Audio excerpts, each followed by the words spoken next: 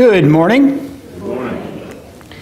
I'm glad you're here this morning. It is cold and nasty out, but it's wonderful to be here. And appreciate RJ's prayer when he said, thank you for the beautiful people we've seen this week. When you look at the world through the eyes of God, everybody is beautiful. God wants everyone to be saved. And so do we.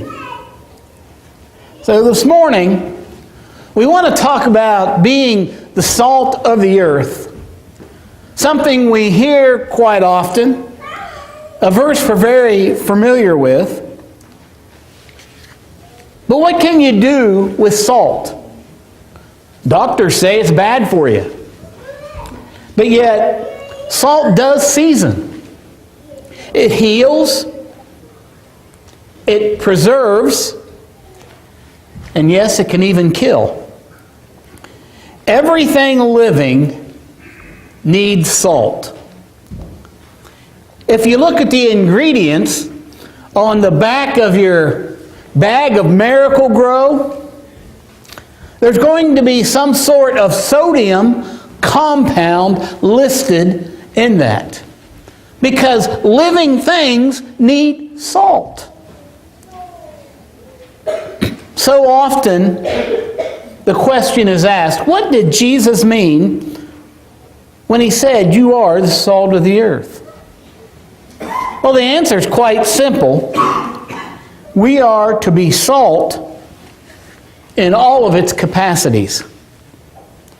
First of all, salt symbolizes freshness.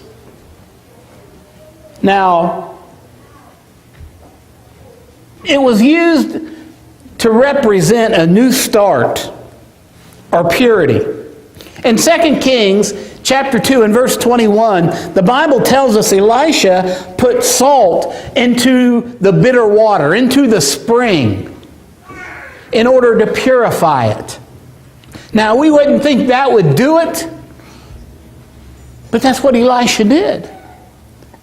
It made the waters pure. And it was often poured onto captured cities that were completely destroyed. They would take salt and pour all over the city to represent a new start, a fresh start. Notice Ezekiel's use for salt. When he is prophesying against Israel for their disobedience, in Ezekiel chapter 16 and verse 4 it says, on the day you were born, your cord was not cut, nor were you washed with water to make you clean, nor were you rubbed with salt or wrapped in cloths. See, they used to rub newborns with salt to make them fresh, to symbolize that new birth, that new start, to purify them. Salt was important. It was also used in tabernacle worship. The incense that was burned contained salt. Exodus chapter 30 and verse 35 said, and make a fragrant blend of incense, the work of a perfumer. It is to be salted, pure, and sacred. So even the incense that was burned in the temple contained salt, because God knew that salt would stimulate the olfactory glands and triggers memories. Have you ever smelled something that took you back to a different time? That triggered something? God used salt in that way. He knew when people would smell that, they could remember the wonderful things that God has done for them.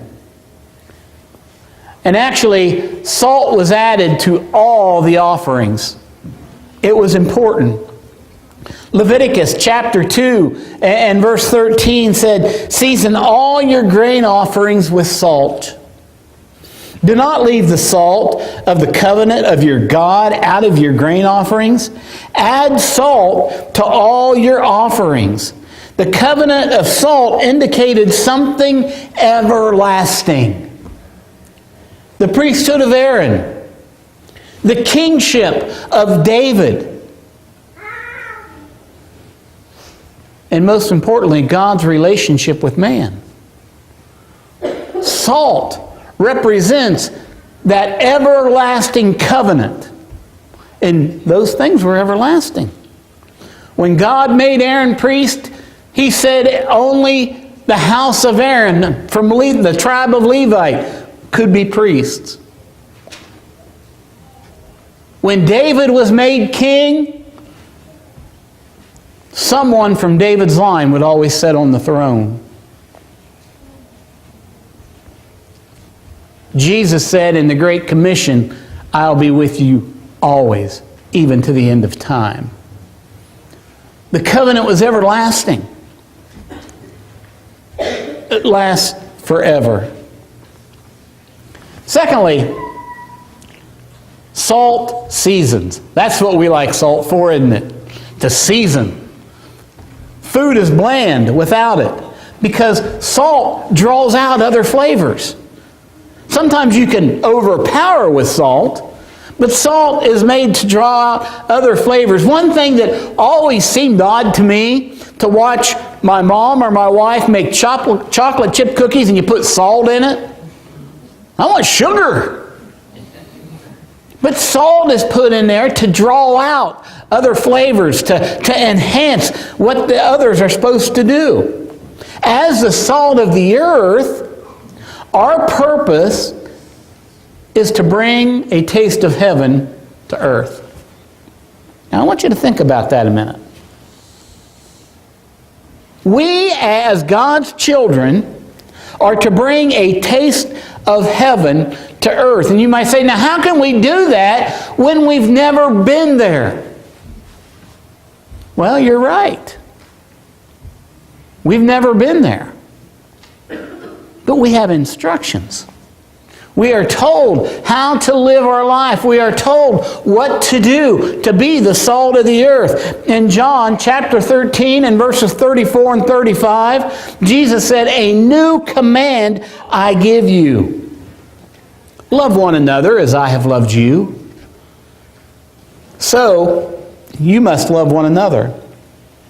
By all of this, men will know that you are my disciples if you love one another."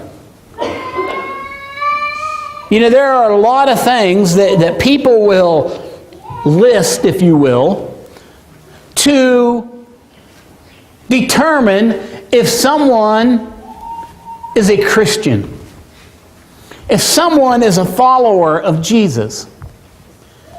Jesus says the way you show people you're a follower is love like I have loved you. Love unconditionally. Think about that. And that way we bring a taste of heaven down to earth. We love like Jesus loved.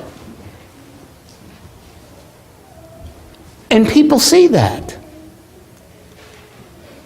As we said, too much salt can ruin a dish. I mean, salt has to be applied in the proper amounts for us to receive its full benefits. Have you ever been sitting down to enjoy something you're looking forward to? You pick up the salt shaker, start to pour, and the lid comes off? Oh, that's depressing. I mean, and you're talking to somebody that really likes salt. I'd have a salt block in the living room if I could. But still, you put that much salt on there, it just ruins the food. And so we have to understand that too much salt is not a good thing. Peter may have very well been alluding to this not salting too much. In 1 Peter chapter 3 and verse 15, he says, "But in your hearts set apart Christ as Lord, and always be prepared to give an answer to everyone who asks you to give the reason for the hope that you have. But do this with gentleness and respect." Sometimes we can really pour the salt on. Sometimes when we are trying to teach people about Jesus, man, we can get that shaker going, can't we? And it kind of ruins the dish. So we have to learn how to apply our salt evenly with gentleness and respect.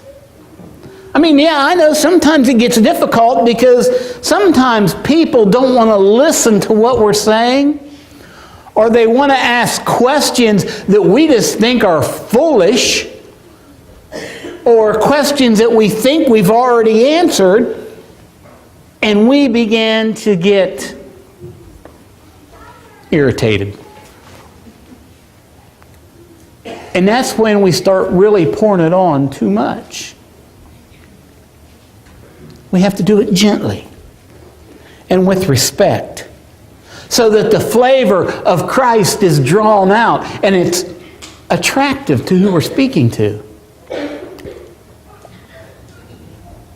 I know many years ago, and there's still yet some today, where all the sermons you hear are hellfire and brimstone. And friends, we need those sometimes. Sometimes we have to be woke up. But there's also a gentle side. The side about love, about grace, about mercy. I mean, it's a whole package. The salt is there. We just have to know how to use it. Our salt should bring out the best in others. I want you to think about that. As a body, we should draw out the best in one another. We're not competitors in this room. We're not competitors with other congregations in this city. We're not competitors with other congregations in the world. We are one body. And so we should draw out the best of one another. I know sometimes there is a jealousy among congregations in the same city, in the same town, because this congregation does this, and this congregation does that, or they have this many people. And sometimes they even try to steal members from one another. You think about that. This isn't a competition. This is a lifestyle where we live the life of love, demonstrating Jesus every day.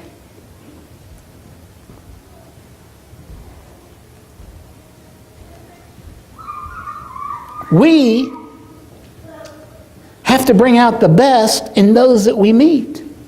All that we do, all that we say, should reflect our love for God. That way our light shines. Because our service, the things that we do, is not for our glory, but for the glory of God. It's so that people see Him living in us. I mean, sometimes, yeah, we like to have that little pat on the back, get the attaboys. And sometimes we need that to keep us going, but that's not why we do it. That's not why we serve. That's not why we minister. That's not why we say encouraging things. We do it to glorify God, to lift Him up, to point people toward Him. In that way, we are the salt of the earth. Jesus said in Matthew chapter 5 and verse 16, in the same way, let your light shine before men, that they may see your good deeds and praise your Father in heaven. Think about that. The things you do, the life that you live, is all about getting people to look to God. Do you ever think about that? that because you've given your life to God, because you want to live the life as a Christian, your sole responsibility is to point others to Christ. That's kind of scary when you think about it. Because frankly, sometimes some of the things I do, I know God's not going to be too thrilled with. And I know the people around me aren't looking to God when they see it. And so that's why we have to take control and remember exactly who we are and what we're to do and how it's to work. Because we are the salt of the earth. We are the ones that go out into the world and season the world, that bring out the flavor of the way the world should taste.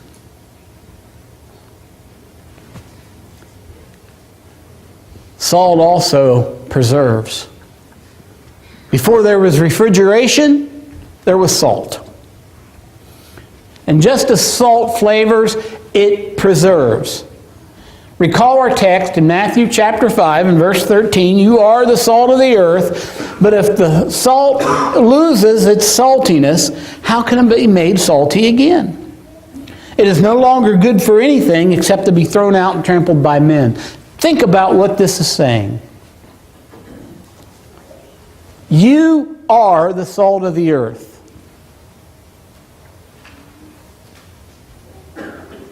You have a responsibility. If the salt loses its saltiness, how can it be made salty again? Now, there are some that say that salt cannot lose its saltiness. Oh, but it can. It can.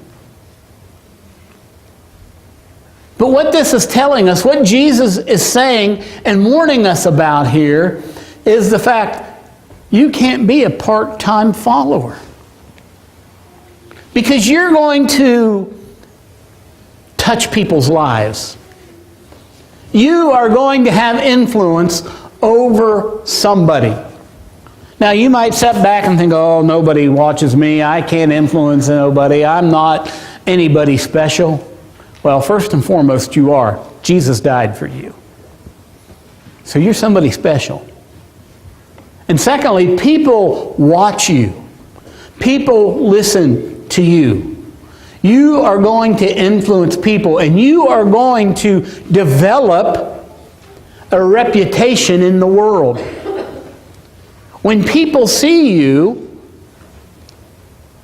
certain things are going to come to their mind. The way you act, the way you speak, the attitude that you have. I mean, that's just the way it is. People make judgments.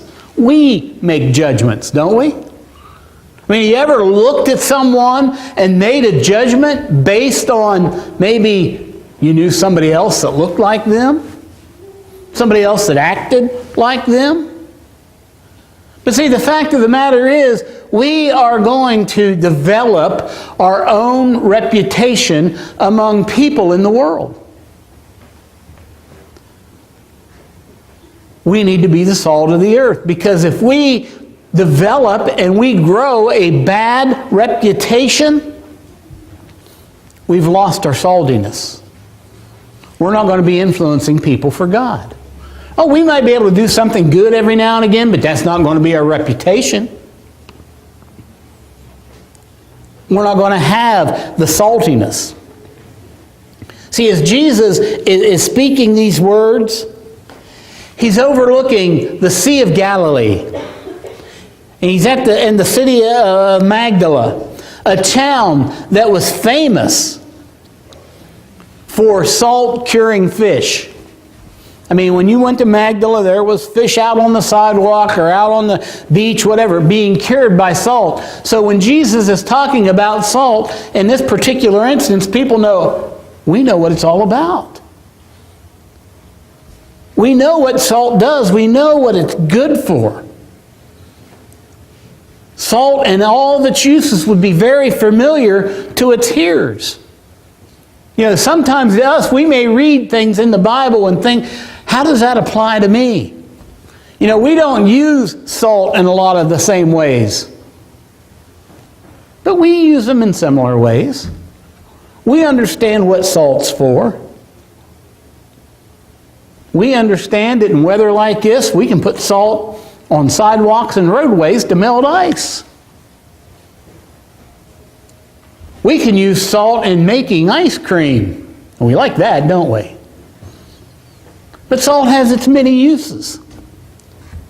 Now, Luke, on the other hand, he puts a little different spin on salt losing its saltiness.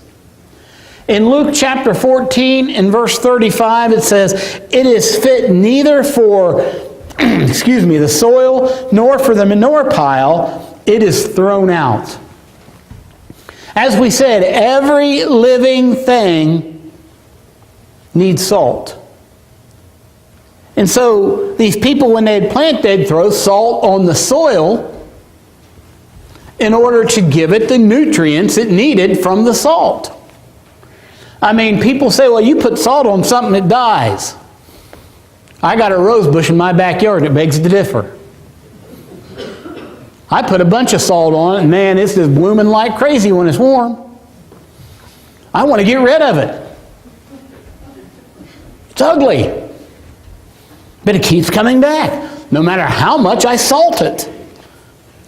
But when Luke was talking about this soil to enhance, and salt is also added to the manure pile to keep it from breaking down too quickly. Because just like today, manure was used as fertilizer to help things grow.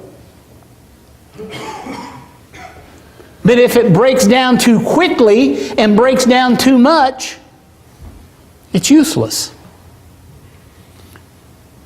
And so they would put salt on it to slow down the process.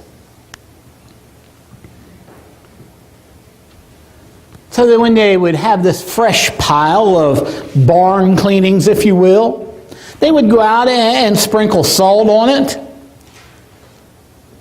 in order to help it. Because then when it was put on the plants, it made it easier to absorb.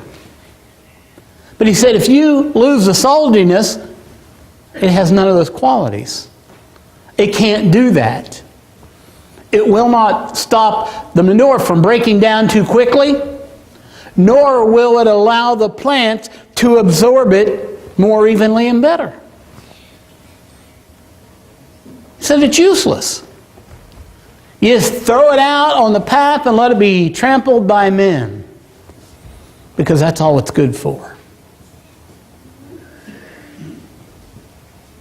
We've got to have saltiness.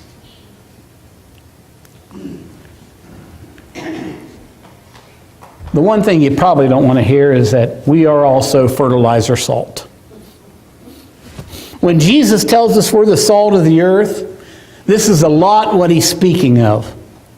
Our responsibility is to help the world absorb the truth of the Word and help the seeds that are planted to grow. If out of all of our responsibilities, out of all the talents that we possess, out of all the things we can do in this world,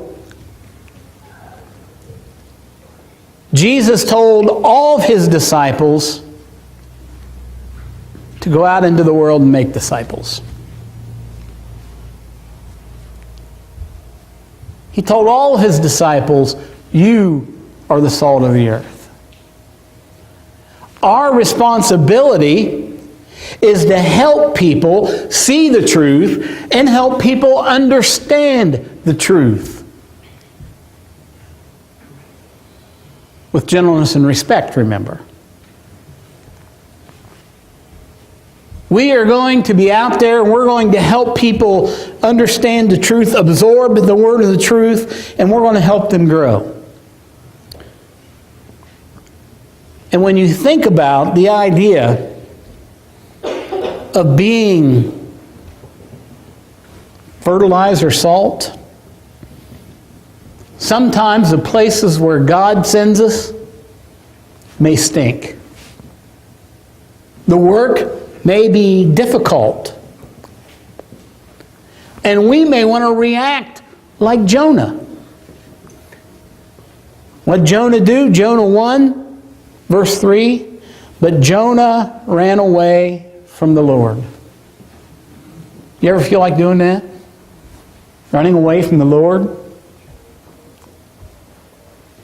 But God, why? Why are you sending me here? God, why is this happening, God? I mean, we need to look at every opportunity as an opportunity from God. I mean, how many times have you had people say, I believe everything happens for a reason? But the question is, do we honestly believe that? Because sometimes these things that we look at as not so pleasant, it's a growing experience. We're going through it for a reason.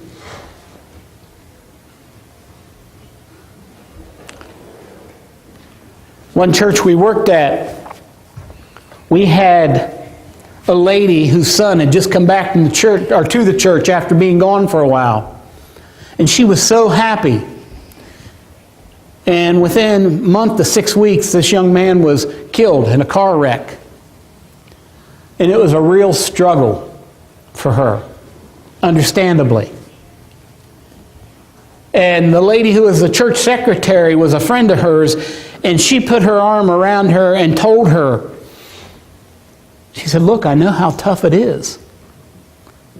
But God is bringing you through this, and He's bringing you through this so that someday you can help somebody else through this. Within 6 months, the secretary's son was shot and killed by police.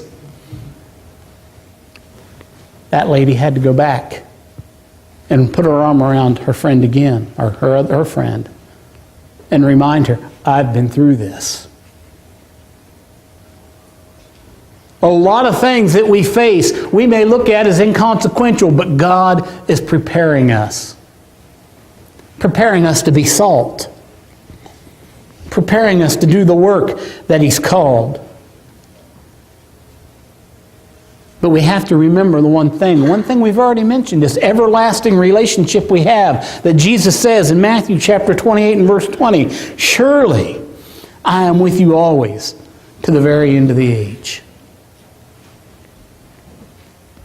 Friends, always is a long time. And Jesus says, I'm not going to forsake you. I'm not going to turn away. See, being salt, being the salt of the earth, bears with it much responsibility. It's more than just an analogy. It's more than just Jesus preaching. He's giving us a responsibility. We need to symbolize the freshness of being reborn, because that's the only way we can get to see God, is to be reborn. And we're going to season and we're going to enhance those around us. And we're going to be bringing out the best in them. But we're also going to fertilize. That is, we're going to be an agent of growth. We're going to grow. We're going to help those around us grow. And Jesus gave us this great responsibility. And He gave us all that we need to carry it out. And He also promises that He's always with us.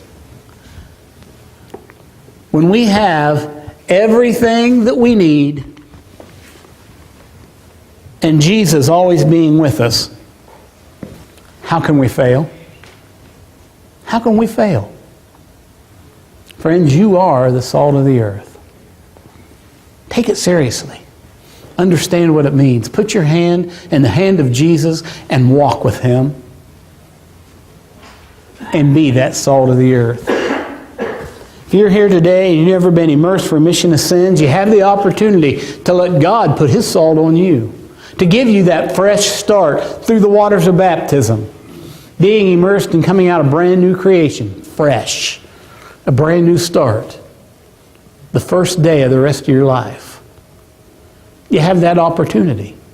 Christian, maybe you've been struggling with your responsibility of being salt or not understanding it.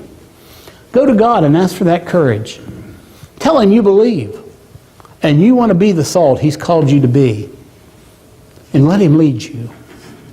Maybe you need the prayers of the church for some reason, for something you're struggling with, physical, spiritual, whatever.